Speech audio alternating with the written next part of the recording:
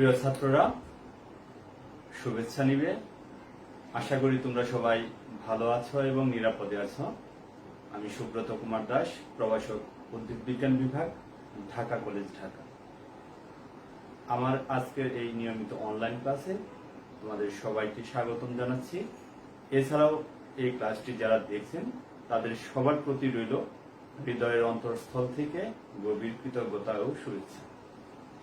আজকে আমি honours first ইয়ারের নন মেজর ক্লাসটি নিব। আজকে আমার ক্লাসের যে বিষয়বস্তু সেটি হচ্ছে স্যাকারোমাইসিস ফাঞ্জির রিপ্রোডাকশনস বা যৌনজনন এবং অযৌনজনন ক্রিয়া।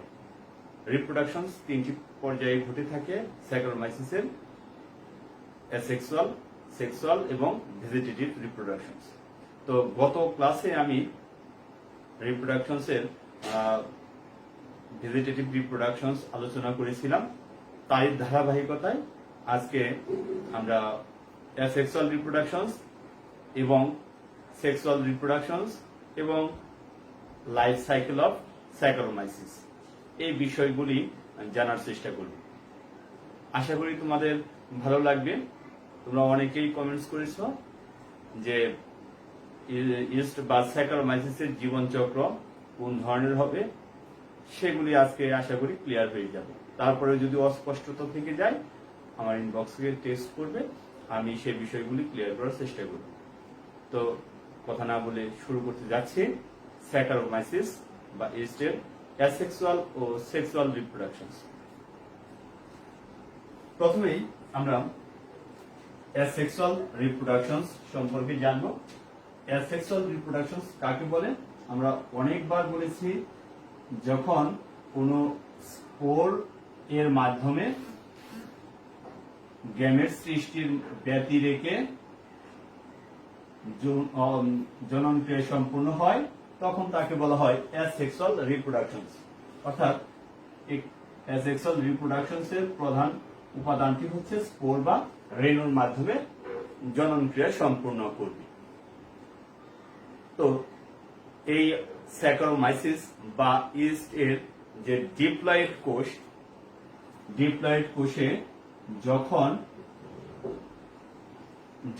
কোষে যখন নিম্ন পুষ্টি এবং নিম্ন তাপমাত্রা থাকে তখন সেই ইস্টের বা স্যাকারোমাইসিসের ডিপ্লয়েড কোষটি অ্যাসকাস হিসেবে পরিগণিত হয়।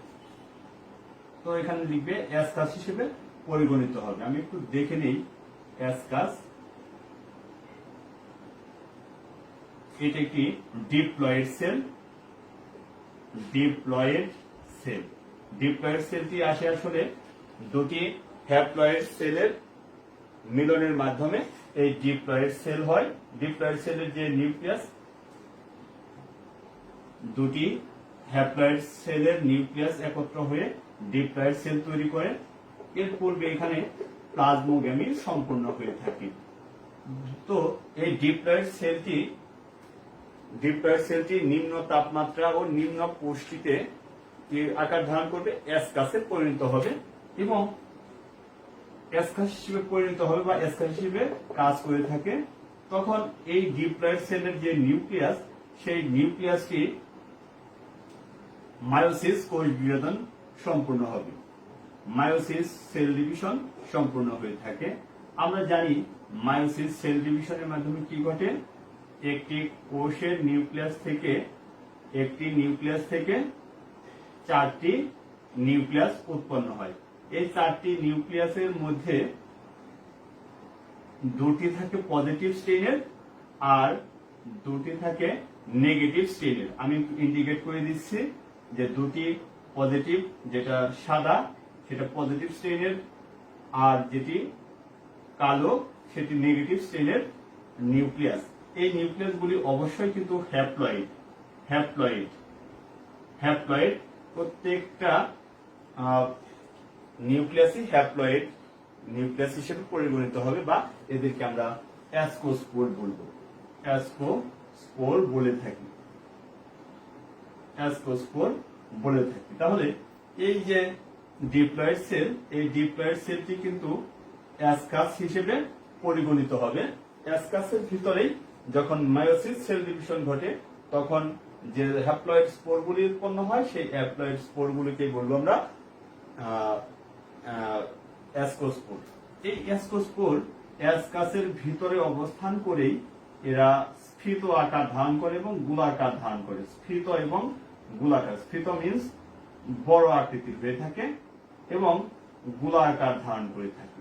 তাহলে এক্ষেত্রে দুটি পজিটিভ স্ট্রেনের নিউক্লিয়াস এবং দুটি নেগেটিভ স্ট্রেনের নিউক্লিয়াসই কিন্তু অবস্থান করছে এই অ্যাসকাসের ভিতরে।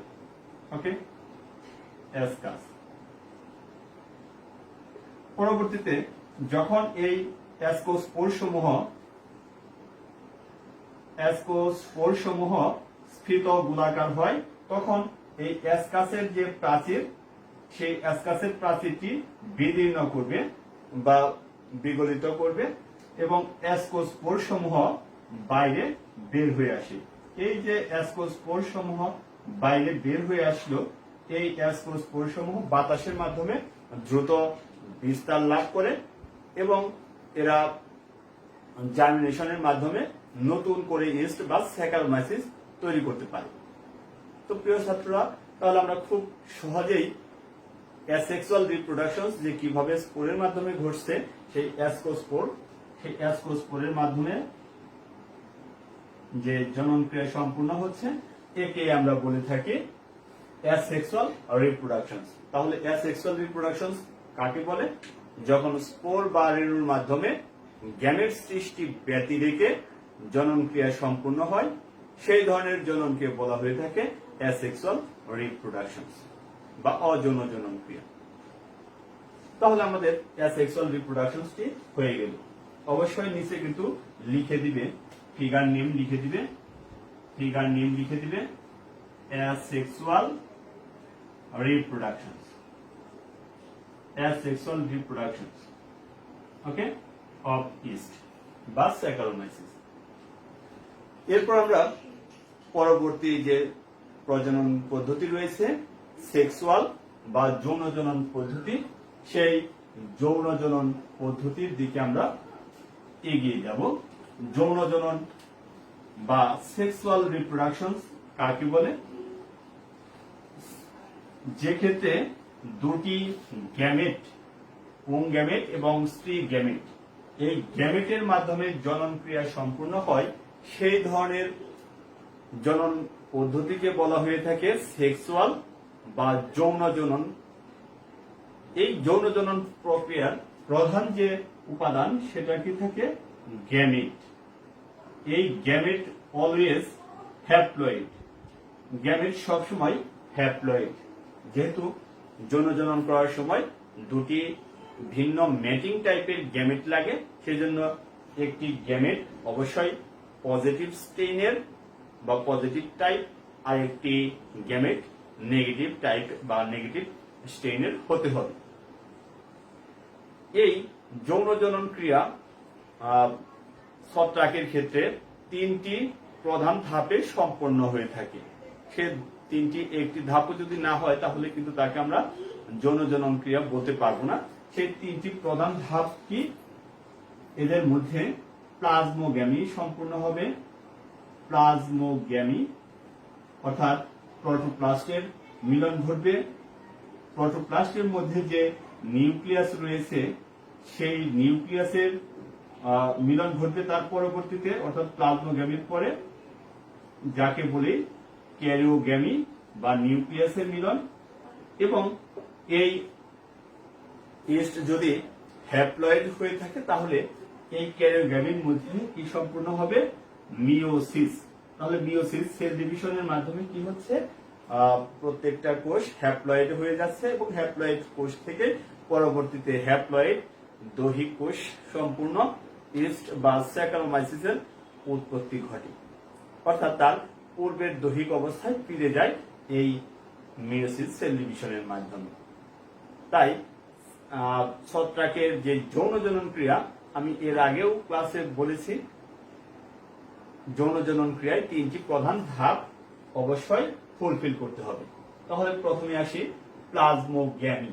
প্লাজমোগ্যামি তো আমরা দেখে নিই দুটি ভিন্ন মেটিং টাইপের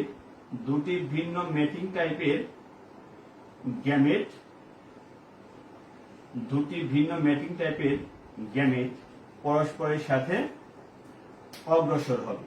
তাহলে আমি এই দুটি ভিন্ন ম্যাটিং টাইপের গ্যামেটকে আমি আলাদা নিউক্লিয়াসগুলি আলাদা কালার করে দিচ্ছি যেন আমরা সহজেই বুঝতে পারি। তো যৌন জননের প্রক্রিয়ার শুরুতেই একটি পজিটিভ স্টেইনের কোষ এবং একটি নেগেটিভ স্টেইনের কোষ পরস্পরের কাছাকাছি আসে। এক্ষেত্রে এক ধরনের হরমোন কাজ করে, পেপটাইড হরমোন। এক্ষেত্রে এক ধরনের হরমোন কাজ করে, পেপটাইড হরমোন। সেই পেপটাইড হরমোন কি করে? পেপটাইড হরমোন দুটি কোষকে পরস্পরের দিকে অগ্রসর এবং দুটি কোষকে পরস্পরের সাথে জোড়া লাগানোর জন্য আঠা হিসেবে কাজ করে থাকে। তাহলে এখানে একটি গুরুত্বপূর্ণ হরমোন রয়েছে, পেপটাইড হরমোনের কথা আমরা অবশ্যই বলবো। পেপটাইড হরমোন, এই পেপটাইড হরমোনের কাজ কি? পেপটাইড হরমোনের কাজ হচ্ছে দুটি ভিন্ন ম্যাটিং টাইপের কোষকে পরস্পরের কাছে নিয়ে আসবে এবং সংযোগ করতে আঠার মতো কাজ করে থাকে। তাহলে দেখো, এই যে পজিটিভ স্ট্রেনের একটি কোষ এবং নেগেটিভ স্ট্রেনের একটি কোষ পরস্পরের কাছাকাছি আসলো। তাহলে এরা যখন পরস্পরের কাছাকাছি আসে তখন এই দুটি কোষের উপরের অংশে একটি জার্ম টিউবের মতো তৈরি হয়, জার্ম টিউব বা নিষেক নল সৃষ্টি হয় এবং এই নিষেক নল দুটির পরস্পরের সাথে মিশে যায় এবং বিগলিত হয়ে যায়। বিগলিত হলে কি উৎপন্ন হচ্ছে? বিগলিত হলে উভয় কোষের যে প্রোটোপ্লাস্ট ইনক্লুডিং নিউক্লিয়াস পরস্পরের সাথে একাকার হয়ে যায়। দেখো, দুটি কোষের নিউক্লিয়াস কিন্তু মিলিত হয়নি, কিন্তু এর প্রোটোপ্লাস্ট, যে প্রোটোপ্লাস্ট রয়েছে উভয় কোষের, সেই প্রোটোপ্লাস্ট গুলি কিন্তু পরস্পরের সাথে মিলেমিশে একাকার হয়েছে। এই যে দুটো নিউক্লিয়াস আলাদা আলাদা রয়েছে কিন্তু প্রোটোপ্লাস্ট সমূহের মিলন ঘটেছে, এই প্রক্রিয়াকে আমরা বলবো প্লাজমোগ্যামি। তো প্রিয় ছাত্ররা, তাহলে তিনটি পদ্ধতির একটি পদ্ধতি আমরা দেখলাম, যে তিনটি ধাপের একটি ধাপ আমরা দেখলাম, প্লাজমোগ্যামি এখানে সম্পূর্ণ হয়েছে। প্লাজমোগ্যামিতে অবশ্যই দুটি কোষের নিউক্লিয়াস আলাদা আলাদা থাকে। এক্ষেত্রে যে প্লাজমোগ্যামি সম্পূর্ণ হলো, কোষটি কিন্তু হ্যাপ্লয়েড কোষ থেকে বড়, প্রায় দ্বিগুণ, এবং এর গঠনটি কোন ধরনের? গঠনটি কিন্তু উপবৃত্তাকার। এই কোষটি দেখতে কিন্তু উপবৃত্তাকার। এখনো এই কোষের মধ্যে কোনো ক্যারিওগ্যামি হয়নি। অনতি বিলম্বে বা এর পরবর্তীতে দুটি কোষের নিউক্লিয়াস পরস্পরের সাথে মিলিত হয়ে যাবে। দুটি কোষের নিউক্লিয়াস যখন পরস্পরের সাথে মিলিত হয়ে যায় তখন কি তৈরি করে? তখন ডিপ্লয়েড কোষ তৈরি করে। দেখো, আমি দুটি কোষের নিউক্লিয়াস আমি আলাদা আলাদা কালার করে দিলাম যেন তোমরা বুঝতে পারো। দুটি কোষের নিউক্লিয়াস একত্র হয়ে গেল। যখন দুটি কোষের নিউক্লিয়াস একত্র হয়ে গেল, এর ফলে যে কোষটি হলো সেই কোষকে আমরা বলবো জাইগোট। তাহলে জাইগোট বা ডিপ্লয়েড কোষ। জাইগোট কাকে বলে? এক্ষেত্রে যে নিউক্লিয়াস পজিটিভ স্ট্রেনের এবং নেগেটিভ স্ট্রেন, একটিকে পুং গ্যামেট, একটি স্ত্রী গ্যামেটের কথা বিবেচনা করো। তাহলে পুং গ্যামেট এবং স্ত্রী গ্যামেট যখন মিলিত হয় তাকে বলা হয় জাইগোট। তাহলে এখানে কি উৎপন্ন হলো? জাইগোট। জাইগোট যে উৎপন্ন হলো, এর ফলে যে কোষটি উৎপন্ন হয় সেই কোষটি কিন্তু ডিপ্লয়েড হয়ে যায়। ডিপ্লয়েড। এবং সাথে সাথে কি এক ধাপ সম্পূর্ণ করছে, এই ক্ষেত্রে ক্যারিওগ্যামিও সম্পূর্ণ করেছে, ক্যারিওগ্যামিও সম্পূর্ণ করেছে। তাহলে জাইগোট উৎপন্নকারী যে কোষ সেটিও কিন্তু দেখতে গোলাকৃতির হলো। এবার পরিবেশে যখন পর্যাপ্ত পরিমাণের অক্সিজেন সাপ্লাই থাকে বা সবাত শ্বসন প্রক্রিয়ায় এই উপবৃত্তাকার যে কোষটি ডিপ্লয়েড কোষ, এই ডিপ্লয়েড কোষটি কিন্তু আস্তে আস্তে গোলাকার ধারণ করে। প্রিয় ছাত্ররা একটু ভালো করে দেখো কিভাবে পরিবর্তনগুলি হচ্ছে, গোলাকৃতির একটি কোষ পরিণত হয়। তাহলে এই ক্ষেত্রে ক্যারিওগ্যামি সম্পূর্ণ হয়েছে এবং কোষটি কি হয়েছে, গোলাকৃতির একটি কোষে পরিণত হচ্ছে।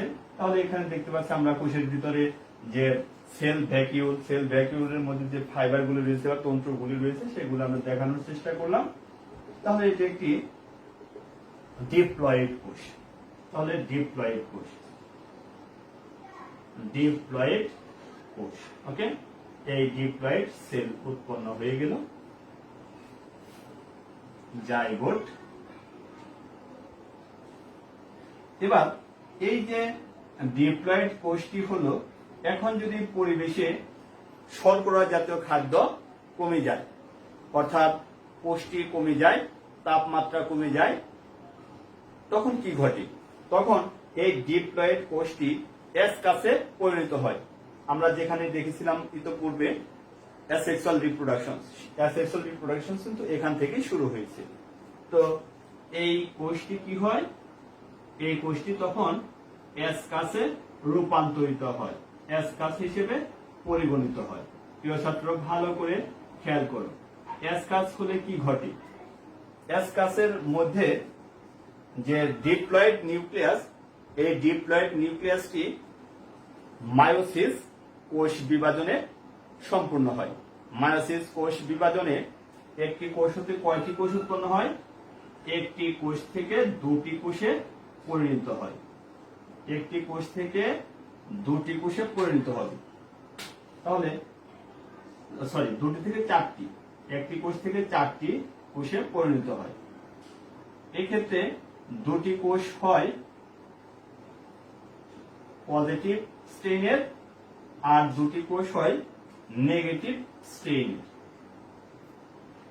দুটি কোষ পজিটিভ স্ট্রেইনের এবং দুটি কোষ নেগেটিভ স্ট্রেইন। তো আমরা এই কালো অংশকে আমরা পজিটিভ স্ট্রেইন এবং ব্লু কালারকে আমরা নেগেটিভ স্ট্রেইন হিসেবে বিবেচনা করলাম এবং এই কোষটি ডিপ্লয়েড কোষটি অ্যাসকাস হিসেবে পরিগণিত হলো। এর মধ্যে কি দেখলাম? নিউক্লিয়াস ছিল একটি ডিপ্লয়েড নিউক্লিয়াস, জাইগোট অবশ্যই ডিপ্লয়েড নিউক্লিয়াস, সেটি মিয়োসিস সেল ডিভিশনের মাধ্যমে কি ঘটলো? একটি নিউক্লিয়াস থেকে চারটি নিউক্লিয়াস বা চারটি হ্যাপ্লয়েড নিউক্লিয়াস বা অ্যাসকোস্পোর উৎপন্ন হয়ে গেল। যে অ্যাসকোস্পোরের দুটি পজিটিভ, দেখো এখানে দুটি পজিটিভ এবং দুটি নেগেটিভ স্পোর উৎপন্ন হয়েছে। এই নেগেটিভ স্পোর এবং পজিটিভ স্পোরগুলি কি করতে পারে? পরস্পরের সাথে আবার মিলিত হতে পারে। ভালো করে লক্ষ্য করো, যেহেতু অ্যাসকাসের ভিতরে অবস্থান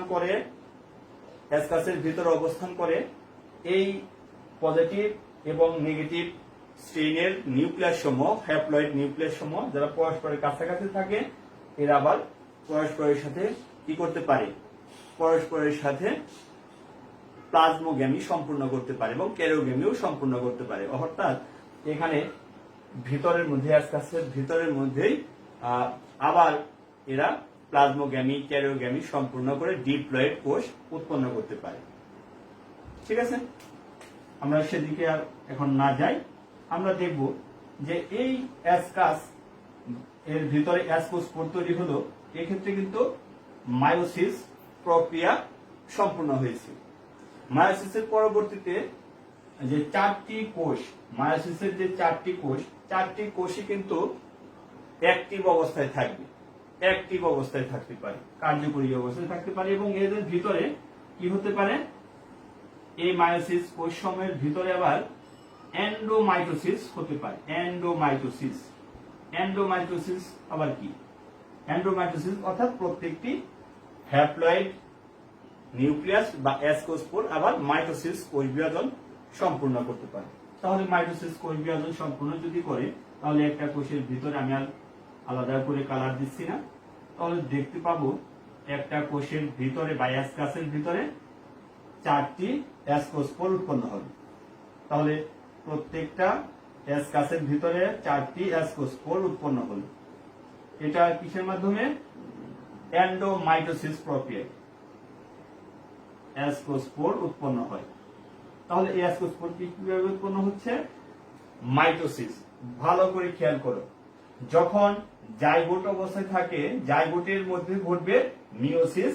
সেই মিওসিসের ফলে 4টি কোষ হয় বা হ্যাপ্লয়েড নিউক্লিয়াস হয়। সেই হ্যাপ্লয়েড নিউক্লিয়াসের মধ্যে আবার পরবর্তীতে মাইটোসিস কোষ বিভাজন ঘটে।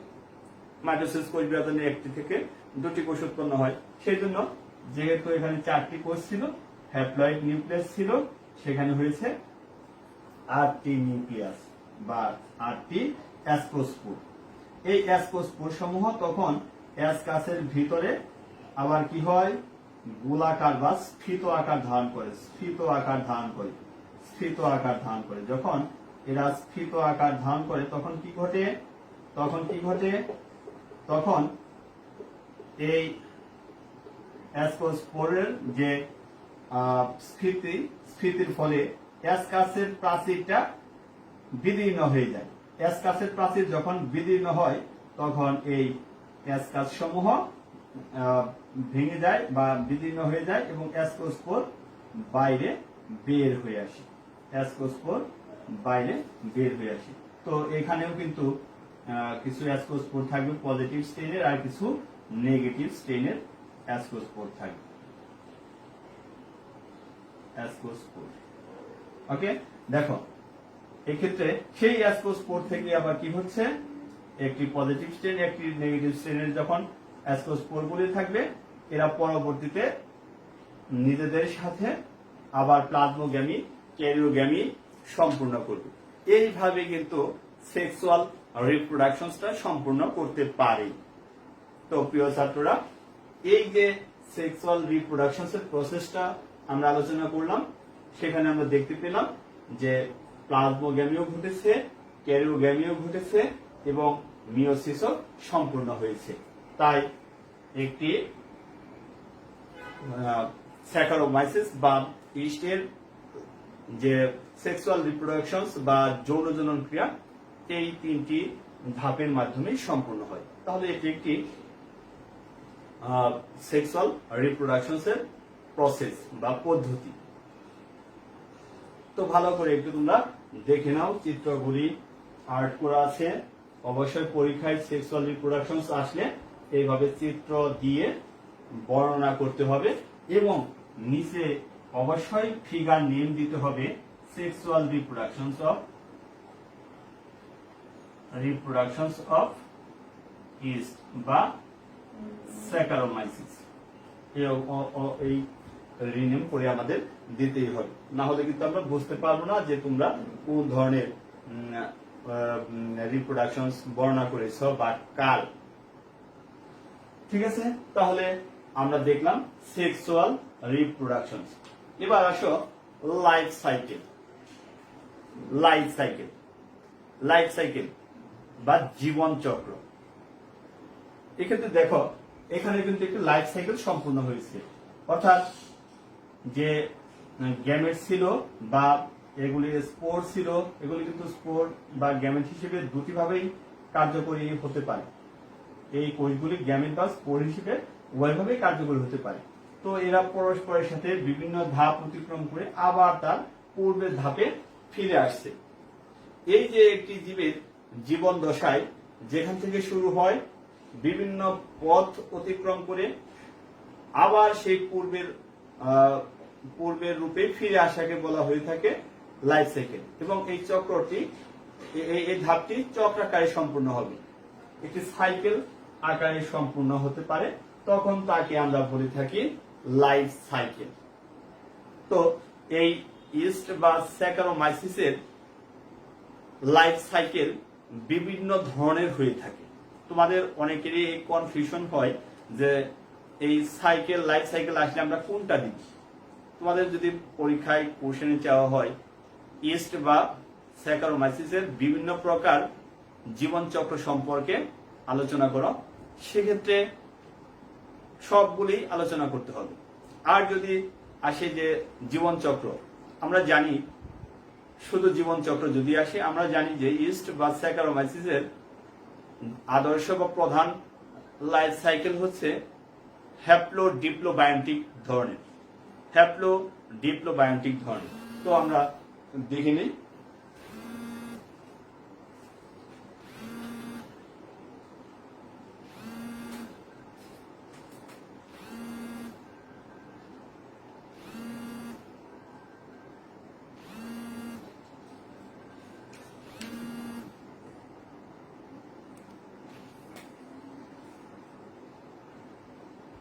Life cycle of Saccharomyces. Life cycle of Saccharomyces. ওকে, তো এই স্যাকারোমাইসিসের লাইফ সাইকেল তিনটি ধরনের হয়ে থাকে। আমরা তিনটি ধরনই আমরা আলোচনা করব। একটু ভালো করে বুঝতে হবে, একটি লাইফ সাইকেলকে আমরা বলে থাকি হ্যাপ্লোবায়োন্টিক। থ্রি টাইপের রয়েছে। একটি টাইপকে বলবো আমরা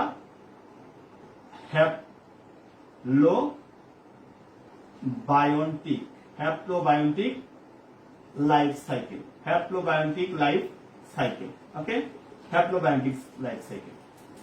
আর একটি রয়েছে ডিপ্লোবায়োন্টিক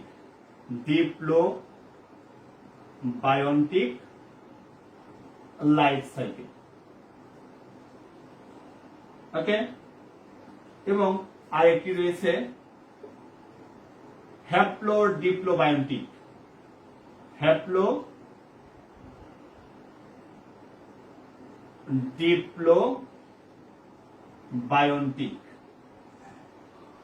লাইফ সাইকেল।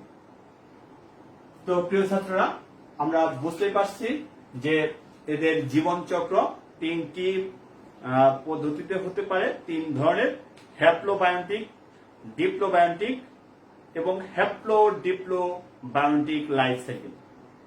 তো হ্যাপ্লোবায়োন্টিক লাইফ সাইকেল এখন আমরা আলোচনা করব। প্রথমেই হ্যাপ্লোবায়োন্টিক লাইফ সাইকেল। হ্যাপ্লোবায়োন্টিক লাইফ সাইকেল কাদের ক্ষেত্রে ঘটে? আমরা জানি ইস্টের অনেকগুলি প্রজাতি আছে, রয়েছে। তার মধ্যে হ্যাপ্লোবায়োন্টিক লাইফ সাইকেল কাদের হবে?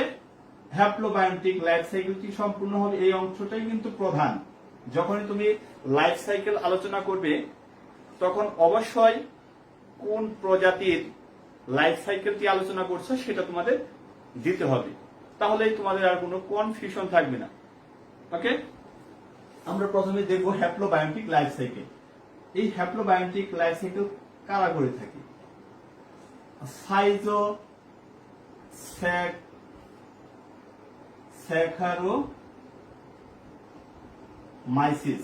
সাইজোস্যাকারোমাইসিস যে প্রজাতি রয়েছে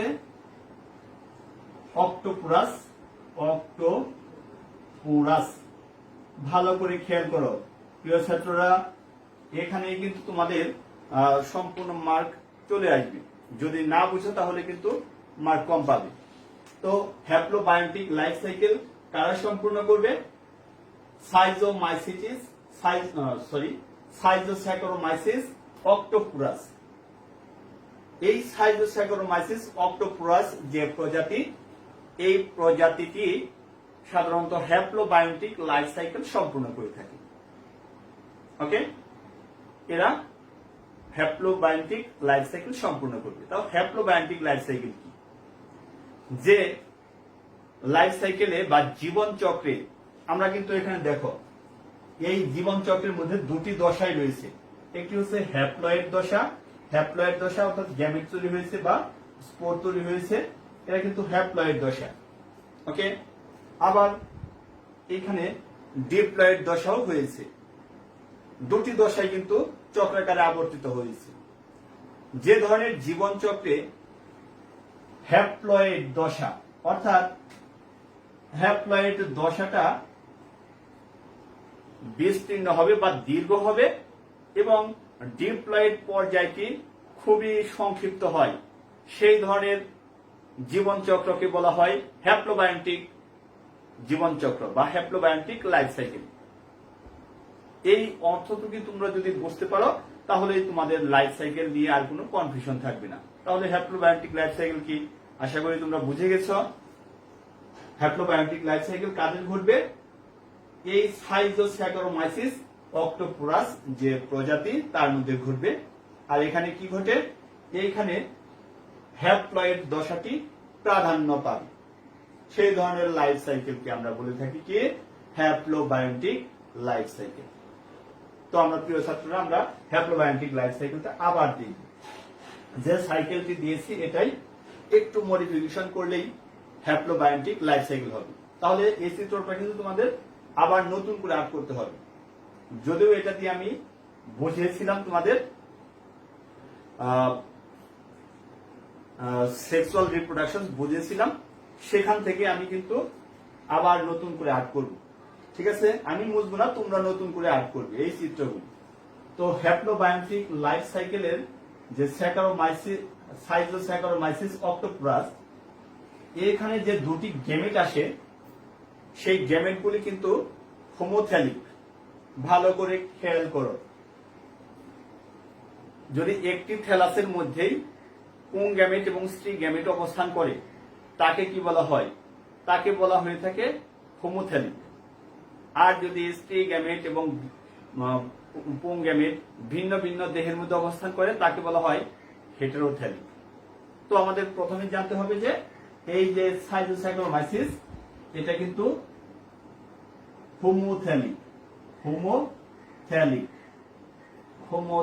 অর্থাৎ একটি দেহের মধ্যে কিন্তু পজিটিভ স্ট্রেন এবং নেগেটিভ স্ট্রেনের কোষ অবস্থান করে থাকে। ঠিক আছে, তো ধরে নিলাম এটি একটি পজিটিভ স্ট্রেনের কোষ বা গ্যামেট এবং একটি নেগেটিভ স্ট্রেনের গ্যামেট। তো এখান থেকে আমরা শুরু করব। পজিটিভ স্ট্রেনের গ্যামেট এবং নেগেটিভ স্ট্রেনের গ্যামেট পরস্পরের পাশাপাশি অবস্থান করে। পাশাপাশি অবস্থান করলে এর মধ্যে একটি নিষেক নল তৈরি হয়। নিষেক নল, এই নিষেক নলকে আমরা কি বলে থাকি? Germination tube.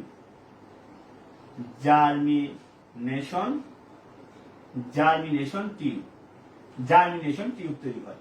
দেখো, জার্মিনেশন টিউবের মাধ্যমে কি ঘটবে? দুটি কোষের অর্থাৎ পজিটিভ স্ট্রেন এবং নেগেটিভ স্ট্রেনের নিউক্লিয়াস, জার্মিনেশন টিউবের মাধ্যমে পজিটিভ স্ট্রেনের নিউক্লিয়াস এবং নেগেটিভ স্ট্রেনের নিউক্লিয়াসের মাধ্যমে একটি কোষে পরিণত হয়ে থাকে এবং দুটি কোষের বা গ্যামেটের নিউক্লিয়াস ব্যতীত এদের যে প্রোটোপ্লাস্ট, এই প্রোটোপ্লাস্টের মিলন ঘটবে। একে আমরা কি বলছি? একে আমরা বলছি প্লাজমোগ্যামি। ওকে, প্লাজমোগ্যামিতে কিন্তু প্রোটোপ্লাস্টের মিলন ঘটছে, নিউক্লিয়াস দুটি আলাদা রয়েছে। ভালো করে খেয়াল করো। এর পরবর্তীতে দুটি কোষের নিউক্লিয়াস একত্র হয়ে গেল, অর্থাৎ ক্যারিওগ্যামি সম্পূর্ণ হয়ে গেল। এক্ষেত্রে কি ঘটলো? একটি জাইগোট উৎপন্ন হলো। এই জাইগোটটি, এই কোষটি দেখতে কিরকম? উপবৃত্তাকার। যখন কোষের মধ্যে বা যে পরিবেশে থাকে সেই পরিবেশে সবাত শ্বসন ঘটে, অর্থাৎ অক্সিজেনের পরিমাণ বেড়ে যায়, তখন কি ঘটবে? অক্সিজেনের পরিমাণ বেড়ে গেলে এই উপবৃত্তাকার কোষটি একটি গোলাকৃতির আকার ধারণ করবে এবং এই গোলাকৃতির যে কোষটি হলো ডিপ্লয়েড কোষ। এখন যদি পরিবেশে পুষ্টি এবং তাপমাত্রা কমে যায়, তার দুটি কন্ডিশন, অবশ্যই কিন্তু আমাদের কন্ডিশনগুলি বলতে হবে। পুষ্টি এবং তাপমাত্রা কমে যায়, তখন কি ঘটে? এই ডিপ্লয়েড কোষ বা ডিপ্লয়েড কোষটি এস কাস হিসেবে কাজ করে থাকে। এস কাসের মধ্যে যে নিউক্লিয়াস, সেই নিউক্লিয়াস, ডিপ্লয়েড নিউক্লিয়াসটি মায়োসিস কোষ বিভাজন প্রক্রিয়ায় 4টি কোষে পরিণত হবে, অর্থাৎ হ্যাপ্লয়েড নিউক্লিয়াসে পরিণত হবে। এই হ্যাপ্লয়েড নিউক্লিয়াসের আগে বলেছি 2টি পজিটিভ স্ট্রেনের, 2টি নেগেটিভ স্ট্রেনের হবে।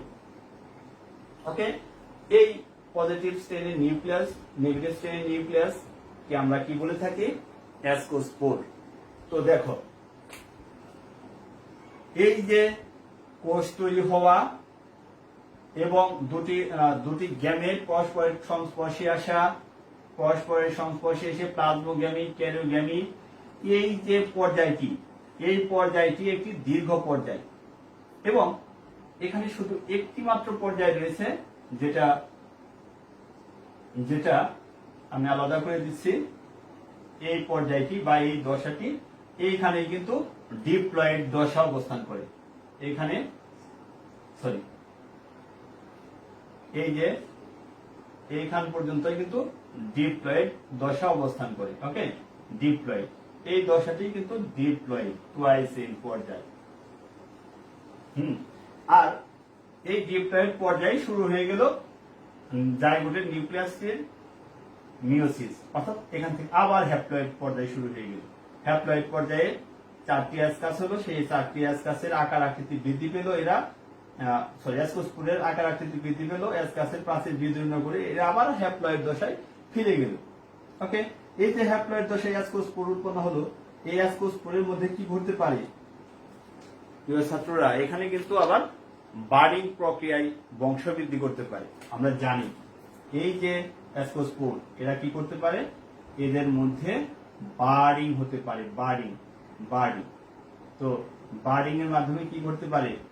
বার্ডিং এর মাধ্যমে কিন্তু এরা আবার বংশবৃদ্ধি করতে পারে। তাহলে এখানে একটি বার্ডিং প্রক্রিয়া সম্পূর্ণ হয়েছে। তো এটা একটু আমাদের দেখে দিতে হবে প্রত্যেকটা কোষ। যদি এটা নেগেটিভটা কিন্তু বার্ডিং প্রক্রিয়ায় আবার কোষ উৎপন্ন করবে, ইষ্ট তৈরি করবে। এই যে পজিটিভ স্টেট, এটাও সিমিলারলি বার্ডিং প্রক্রিয়ায় সম্পূর্ণ করতে পারে। আমি সবগুলি দেখাচ্ছি না, তাহলে এটাও এরকম বার্ডিং প্রক্রিয়ায় বংশবৃদ্ধি করতে পারে। এই যে বার্ডিং প্রক্রিয়ার হওয়ার ফলে যে দৈহিক কোষ হলো, সেই দৈহিক কোষই কিন্তু আবার পরস্পরের সাথে কাছাকাছি অবস্থান করবে। এই যে একটি জনন পদ্ধতি, এই জনন পদ্ধতিতে আমরা কি দেখলাম? এই জনন পদ্ধতিতে আমরা দেখতে পেলাম যে এখানে ডিপ্লয়েড পর্যায়টি খুবই সংক্ষিপ্ত এবং হ্যাপ্লয়েড পর্যায়টি, তাহলে হ্যাপ্লয়েড পর্যায়টি হ্যাপ্লয়েড ফেজটি বড়, ডিপ্লয়েড ফেজটি ছোট। এই জন্য এই ধরনের জীবন চক্রকে বলবো আমরা হ্যাপ্লোবায়োন্টিক লাইফ সাইকেল। তাহলে এই হ্যাপ্লোবায়োন্টিক লাইফ সাইকেল কোন স্যাকারোমাইসিসে দেখা যায়? সাইজোস্যাকারোমাইসিস অক্টোপ্লাসের মধ্যে দেখা যায়। বিজ্ঞানী অ্যালেক্সোপোলাস এবং ওয়েবস্টার, দুজন প্রখ্যাত মাইক্রোলজিস্ট, তারা কিন্তু এই ধরনের জীবন চক্র সম্পূর্ণ করতে দেখেছেন সাইজোস্যাকারোমাইসিস অক্টোপ্লাস প্রজাতির মধ্যে। সেই জন্য এদেরকে কিন্তু আলাদা একটি বর্গে স্থানান্তর করা হয়েছে। এই বর্গটা কি? সাইজোস্যাকারোমাইসিটিয়ালিস বর্গের মধ্যে এদেরকে স্থানান্তর করা হয়েছে। যদি তোমাদের ইন্ডিভিজুয়ালি আসে হ্যাপ্লোবায়োন্টিক লাইফ সাইকেলটি বর্ণনা করো, তাহলে এই লাইফ সাইকেলটি কিন্তু দিতে হবে তোমাদের। এরপর আসো ডিপ্লোবায়োন্টিক লাইফ সাইকেল। প্রিয় ছাত্ররা, এখন আমরা যাব ডিপ্লোবায়োন্টিক লাইফ সাইকেল। আমি এইগুলি মুছে দিচ্ছি। ডিপ্লোবায়োন্টিক লাইফ সাইকেল, ডিপ্লোবায়োন্টিক লাইফ সাইকেল কোন? ডিপ্লোবায়োন্টিক লাইফ সাইকেল কাদের মধ্যে দেখা যায়? ডিপ্লোবায়োন্টিক লাইফ সাইকেল দেখা যাবে আরো একটি নতুন প্রজাতির ছত্রাকে। সেই নতুন প্রজাতির ছত্রাকের নামটা কি? স্যাকারোমাইকোডিস লুডউইজি। তো প্রিয় ছাত্র, দেখো প্রজাতিও চেঞ্জ হচ্ছে এবং লাইফ সাইকেলও চেঞ্জ হয়ে যাচ্ছে। স্যাকারোমাইকোডিস লুডোইজি যে প্রজাতি রয়েছে সেই স্যাকারোমাইকোডিস লুডোইজি প্রজাতির মধ্যে কি ঘটে, এই ধরনের লাইফ সাইকেল সম্পূর্ণ করতে দেখা যায়। এক্ষেত্রে কি ঘটে, এই ক্ষেত্রে যে দুটি ভিন্ন ম্যাটিং টাইপের গ্যামেট, আবার সেই গ্যামেটগুলি আসতে হবে, যে ক্ষেত্রে গ্যামেটগুলি হবে কি দুটি ভিন্ন ম্যাটিং টাইপের, ধরলাম এই গ্যামেটটি ভিন্ন দুটি ম্যাটিং টাইপের, একটি পজিটিভ স্টেট একটি নেগেটিভ স্টেটের ম্যাটিং টাইপের কোষ বা গ্যামেট। এরা কি করবে, এরা পরস্পরের সাথে প্লাজমোগ্যামি এবং তৎপরবর্তীতে ক্যারিওগ্যামি সম্পূর্ণ করে থাকে। ওকে, যেগুলি আমি কিন্তু দেখাচ্ছি না। ওকে, তো এরা কি করেছে, প্লাজমোগ্যামি এবং ক্যারিওগ্যামি সম্পূর্ণ করেছে। প্লাজমোগ্যামি এবং ক্যারিওগ্যামি সম্পূর্ণ করলে এখানে যে নিউক্লিয়াসটি হয় সেই নিউক্লিয়াসটি কিন্তু অবশ্যই ডিপ্লয়েড নিউক্লিয়াস হয়ে থাকে। তো ডিপ্লয়েড নিউক্লিয়াস হবে, অর্থাৎ এটি একটি জাইগোটে পরিণত হলো। জাইগোট, ভালো করে খেয়াল করো, এখানে কিন্তু কি ঘটেছে, প্রথমে এখানে ঘটেছে প্লাজমোগ্যামি প্লাস ক্যারিওগ্যামি। আমি এগুলি আর নতুন করে দেখাচ্ছি না। তো দুটি ভিন্ন ম্যাটিং টাইপের কোষ বা গ্যামেট পরস্পরের সংস্পর্শে আসলো, এদের প্লাজমোগ্যামি ক্যারিওগ্যামি সম্পূর্ণ হয়ে গেল এবং জাইগোট উৎপন্ন হয়ে গেল। এখন এই যে ডিপ্লয়েড কোষ বা জাইগোট কোষ, এই কোষের মধ্যে যখন নিম্ন পুষ্টি থাকে তখন কি ঘটে, এটা কিন্তু অ্যাসকাসে পরিণত হয় বা অ্যাসকাস হিসেবে কাজ করে। ঠিক আছে, অ্যাসকাস হিসেবে কাজ করলে কি ঘটে, অ্যাসকাস হিসেবে কাজ করবে এবং এর মধ্যে মায়োসিস সেল ডিভিশন ঘটবে। মায়োসিস সেল ডিভিশন সম্পূর্ণ হবে। মায়োসিস সেল ডিভিশনে কি ঘটে, একটি কোষ হতে 4টি কোষের উৎপন্ন হয় এবং প্রত্যেকটি কোষটাকে ডিপ্লয়েড, এটি অ্যাসকাসটি পজিটিভ নেগেটিভ 4টি হ্যাপ্লয়েড কোষ উৎপন্ন হলো। কিন্তু এরা কি হয়েছে, এরা কিন্তু আবার মিয়োসিস সেল ডিভিশনের মাধ্যমে 4টি ভিন্ন হ্যাপ্লয়েড কোষে পরিণত হয়ে গেল। ওকে, এই যে অ্যাসকাসের ভিতরে অ্যাসকোস্পোরগুলি উৎপন্ন হলো, দুটি ভিন্ন ম্যাটিং টাইপের যখন নিউক্লিয়াস পরস্পরের সাথে থাকে, এরা কি করতে পারে, এদের ভিতরে আবার প্লাজমোগ্যামি এবং ক্যারিওগ্যামি সম্পূর্ণ হতে পারে। এদের মধ্যে কি হয়, প্লাজমোগ্যামি এবং ক্যারিওগ্যামি সম্পূর্ণ হয়।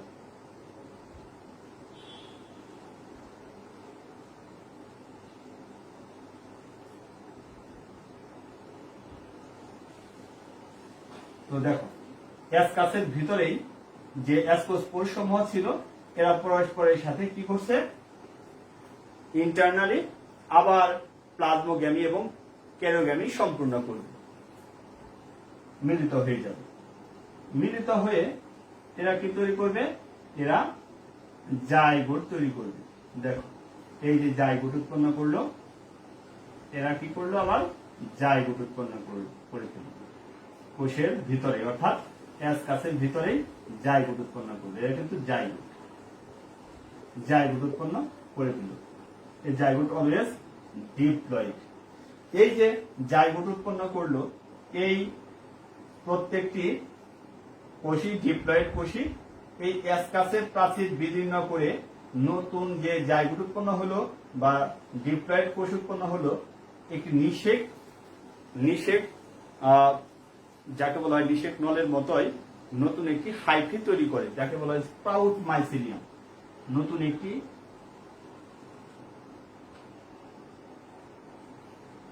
যাকে আমরা কি বলে থাকি, যাকে আমরা বলে থাকি স্প্রাউট মাইসেলিয়াম। Sprout mycelium. তাহলে এই যে মাইসেলিয়ামটা উৎপন্ন করলে একে আমরা কি বলবো, স্প্রাউট মাইসেলিয়াম। স্প্রাউট শব্দের অর্থ হচ্ছে অঙ্কুরিত। স্প্রাউট শব্দের অর্থ হচ্ছে অঙ্কুরিত। এরকম এটাও কি করতে পারে, স্প্রাউট মাইসেলিয়াম সৃষ্টি করে, স্প্রাউট মাইসেলিয়াম সৃষ্টি করে বাইরে বের হয়ে আসবে, অ্যাসকাসের বাইরে বের হয়ে আসবে। তো দেখো এই যে স্প্রাউট মাইসেলিয়াম, স্প্রাউট মাইসেলিয়ামের মধ্যে আবার কি ঘটে, এটা কিন্তু অবশ্যই ডিপ্লয়েড কোষ। এরা আবার বার্ডিং প্রক্রিয়ায় এরা কি করতে পারে, নতুন করে ডিপ্লয়েড কোষ তৈরি করতে পারে। তাহলে এটা কোষটাই পুরোটাই ডিপ্লয়েড, ভালো করে খেয়াল করো, এক্ষেত্রে পুরোটা কোষই ডিপ্লয়েড। ওকে, এটা বার্ডিং প্রক্রিয়ায় ডিপ্লয়েড কোষ তৈরি করতে পারছে। আরো যদি কোষ দিতে পারো, দেওয়া যেতে পারে, সমস্যা নেই। এই যে কোষ তৈরি করলো, এই কোষকে আমরা বলবো ডিপ্লয়েড কোষ। এর পরবর্তীতে এই যে স্প্রাউট মাইসেলিয়াম সম্পূর্ণ জাইগোটটি ছিল, সেটা কিন্তু একটি স্প্রাউট সেল হিসেবে কাজ করে। স্প্রাউট সেল বা ডিপ্লয়েড কোষ, স্প্রাউট কোষ বা স্প্রাউট সেল বা ডিপ্লয়েড কোষ হিসেবে পরিগণিত হয়। এই ডিপ্লয়েড কোষের মধ্যে আবার কি করতে পারবে, এই ডিপ্লয়েড কোষের মধ্যে আবার এই ডিপ্লয়েড কোষটি আবার সেই অ্যাসকাস হিসেবে পরিণত হবে।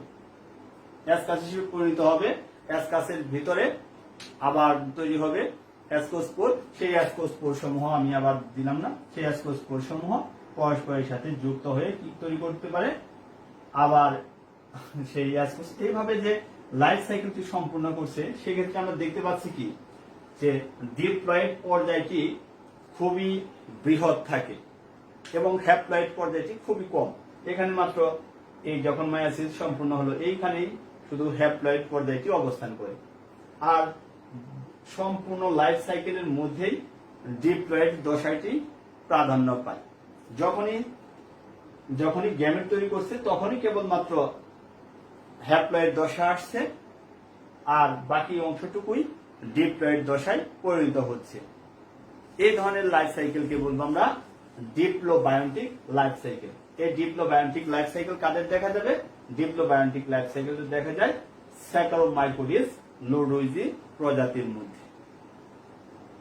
ওকে, এরপর আসো সর্বশেষ, তাহলে এখানে লিখে দিবে নিচে ফিগার নেম, ডিপ্লোবায়োন্টিক লাইফ সাইকেল।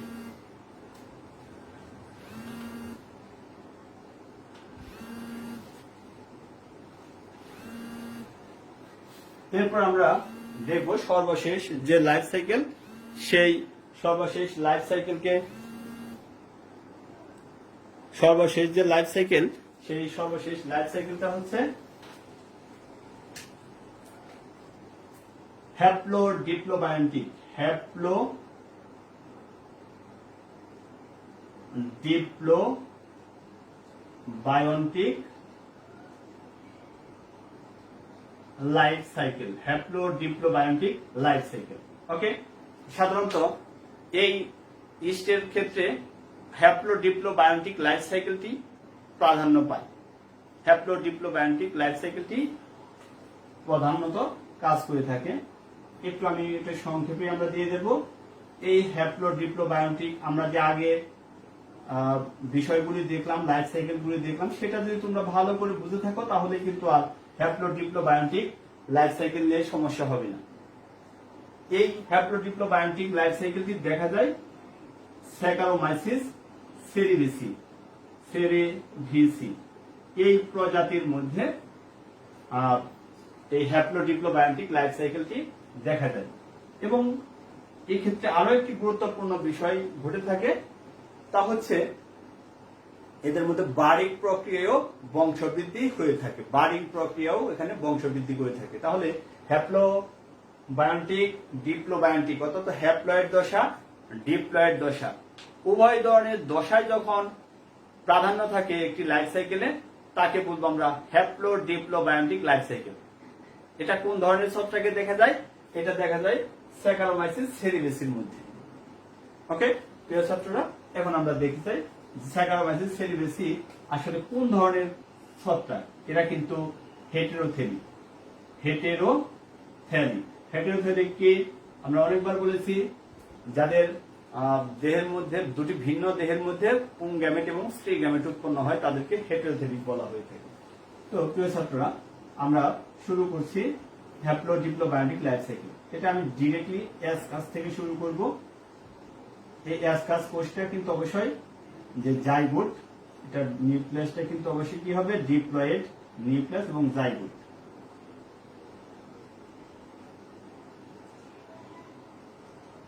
এই ডিপ্লয়েড নিউক্লিয়াসটি আমি বলেছিলাম যে এদের মধ্যে কি করতে পারে? এদের মধ্যে কিন্তু বার্ডিং প্রক্রিয়ায় বংশবৃদ্ধি করতে পারে। বার্ডিং প্রক্রিয়া যখন বংশবৃদ্ধি করে তখন কিন্তু প্রত্যেকটা বার্ড থেকে যে কোষ উৎপন্ন হয় সে কোষটা কি? সে কোষটা কিন্তু অবশ্যই ডিপ্লয়েড কোষ। যেহেতু এই কোষটি বা এসকাসটি ডিপ্লয়েড সেল, সেজন্য এই কোষ থেকে বার্ডিং প্রক্রিয়ায় যে কোষ উৎপন্ন হবে সেটা কিন্তু অবশ্যই ডিপ্লয়েড হবে। ওকে, এরপর আমরা দিব যে এসকাসের ভিতরে যে ডিপ্লয়েড নিউক্লিয়াস রয়েছে সেটা মায়োসিস সম্পূর্ণ করবে। মায়োসিস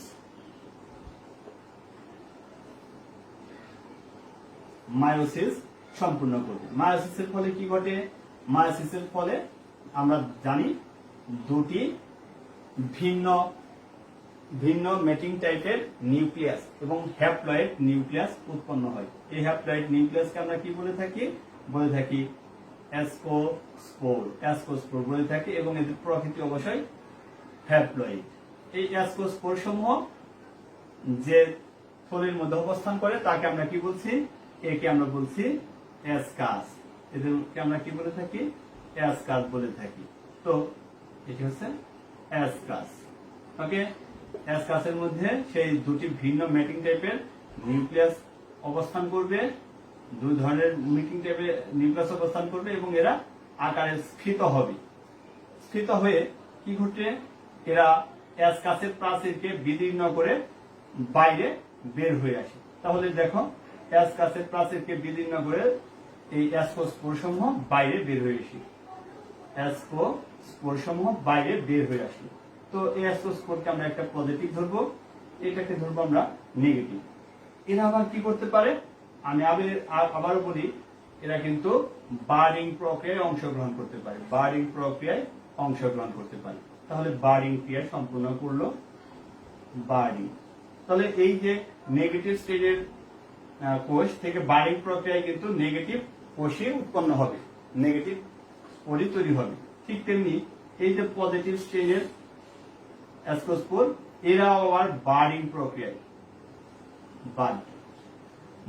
প্রক্রিয়ায় বংশবৃদ্ধি করতে পারে। ওকে, বার্ডিং প্রক্রিয়ায় বংশবৃদ্ধি করতে পারে এবং পজিটিভ স্টেনের স্পোর তৈরি করতে পারে। তাহলে এরকম দুটি ভিন্ন মেটিং টাইপের আবার কোষসমূহ পরস্পরের সাথে কি করলো? একত্রিত হবে। দুটি ভিন্ন মেটিং টাইপের কোষসমূহ পরস্পরের সাথে একত্রিত হবে এবং এরা কি তৈরি করবে? এরা প্লাজমোগ্যামি সম্পূর্ণ করবে। দেখো, প্লাজমোগ্যামির মধ্যে এই যে পজিটিভ স্টেটের নিউক্লিয়াসকে ধরবে একটা নেগেটিভ স্টেটের নিউক্লিয়াসকে ধরবে। এরা পরস্পর একত্রে রয়েছে, আলাদা আলাদা রয়েছে, অর্থাৎ এক্ষেত্রে প্লাজমোগ্যামি সম্পূর্ণ হয়েছে। এই প্লাজমোগ্যামির পরে এরা কি করে? পরবর্তীতে ক্যারিওগ্যামি সম্পূর্ণ করবে। ক্যারিওগ্যামি সম্পূর্ণ করে কি তৈরি করবে? ডিপ্লয়েড নিউক্লিয়াস বা জাইগোট তৈরি করবে।